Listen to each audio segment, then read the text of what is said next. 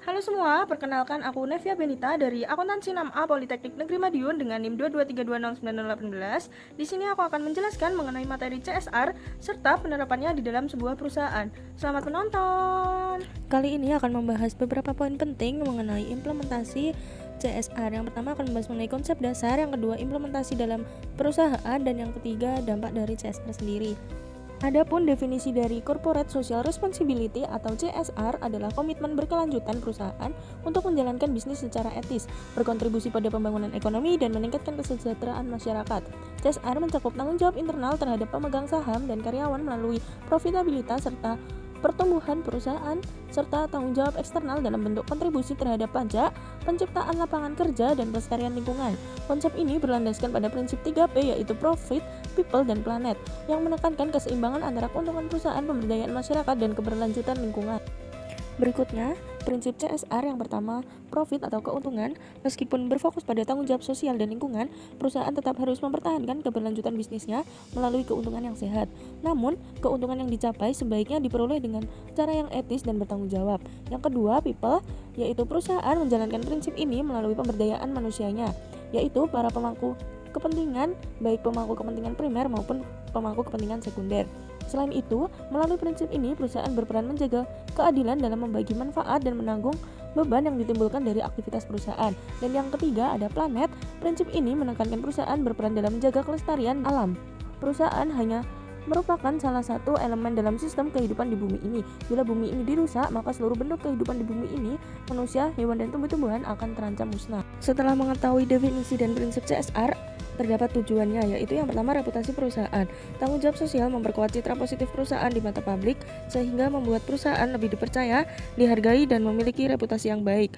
Yang kedua, kepatuhan peraturan. Penerapan tanggung jawab sosial seringkali menjadi bagian dari kewajiban hukum atau regulasi pemerintah. Dengan mematuhinya, perusahaan tidak hanya menghindari sanksi, tetapi juga menunjukkan komitmennya terhadap tata kelola perusahaan yang baik dan kepedulian terhadap dampak sosial maupun lingkungan. 3. Inovasi dan daya saing. Tanggung jawab sosial mendorong perusahaan untuk mencari solusi inovatif demi keberlanjutan bisnis dan lingkungan. Hal ini dapat meningkatkan efisiensi operasional dan menciptakan keunggulan kompetitif, sehingga perusahaan tetap relevan dan unggul. Yang keempat, manfaat jangka panjang. Dengan mengimplementasikan tanggung jawab sosial, perusahaan berinvestasi dalam masa depan yang berkelanjutan. Hubungan baik dengan masyarakat, lingkungan yang lestari, dan kepuasan pemangku kepentingan dapat memberikan keuntungan keberlanjutan bagi perusahaan dalam jangka panjang. Ada tujuan, pasti ada manfaat dari CSR, baik bagi perusahaan maupun bagi masyarakat. Bagi perusahaan, yang pertama, reputasi serta citra perusahaan di mata masyarakat baik dan dipercaya. 2. Memperkuat brand merek perusahaan di mata masyarakat. 3. Memperbaiki hubungan dengan stakeholder dan regulator. 4. Membantu perusahaan mengidentifikasi dan mengatasi risiko sosial dan lingkungan.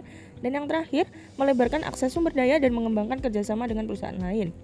Selain itu, bagi masyarakat, yang pertama, meningkatkan kesejahteraan sosial.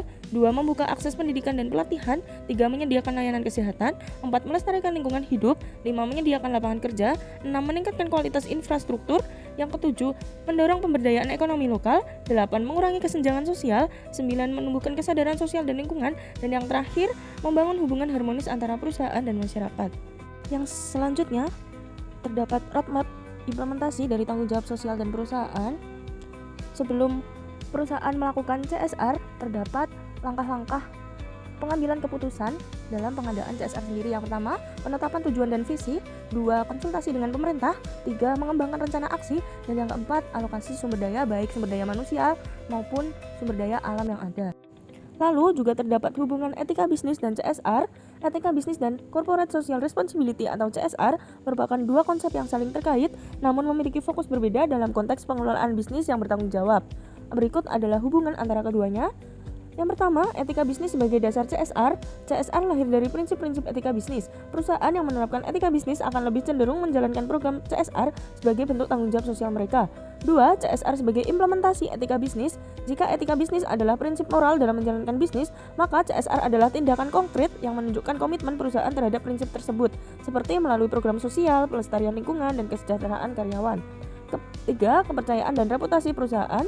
Perusahaan yang beroperasi dengan etika yang baik dan menjalankan CSR akan mendapatkan kepercayaan dari masyarakat dan konsumen. Ini berdampak pada peningkatan loyalitas pelanggan dan reputasi perusahaan. Dan yang keempat, keberlanjutan bisnis. CSR dan etika bisnis membantu perusahaan dalam mencapai keberlanjutan bisnis jangka panjang. Dengan menjaga hubungan baik dengan masyarakat dan lingkungan, perusahaan dapat mengurangi risiko hukum, meningkatkan loyalitas pelanggan, serta menciptakan lingkungan kerja yang lebih baik bagi karyawan. Nah, kali ini saya mencontohkan penerapan CSR pada PT Mayora Indah Tbk dapat dilihat di laporan tahunan dan laporan keberlanjutan tahun 2022. Pada laporan tersebut, kita dapat melihat penerapan apa saja yang dilakukan oleh perusahaan, yaitu pada bagian tanggung jawab sosial dan lingkungan halaman 95. Pada bagian ini menjelaskan secara rinci tanggung jawab sosial dan lingkungan apa saja yang dilakukan oleh PT Mayora Indah Tbk.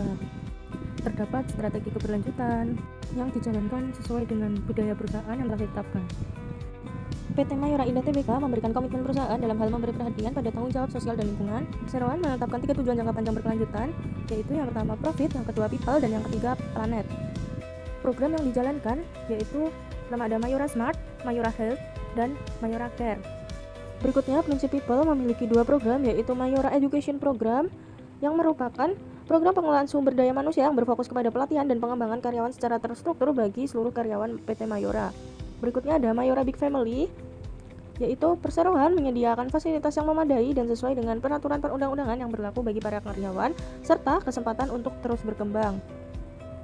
Prinsip berikutnya yaitu Planet, di mana Mayora memiliki berbagai program seperti Mayora Clean Energy. Yang pertama, penggunaan material dan energi ramah lingkungan. Kedua, upaya penghematan air yang dilakukan dengan melakukan pengoptimalan pemakaian air melalui proses daur ulang. Berikutnya terdapat Mayora Green. Yang pertama, sistem pengelolaan limbah. 2, pengelolaan limbah padat non-bahan berbahaya. Dan yang terakhir, pengelolaan limbah B3.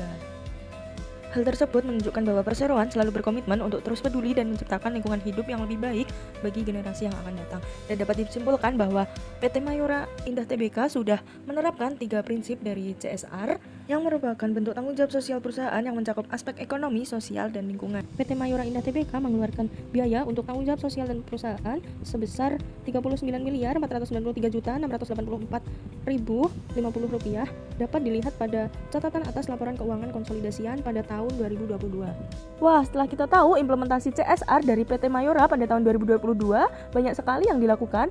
Pastinya akan mendapatkan dampak yang baik untuk perusahaan tersebut, yaitu mendapatkan dukungan dan loyalitas konsumen. 2, mendapatkan daya tarik dari karyawannya sendiri. Yang ketiga, ada ketertarikan investor. Dan yang keempat, kemungkinan perusahaan akan mendapatkan akses ke pasar baru. Sekian penyampaian materi CSR dan implementasinya.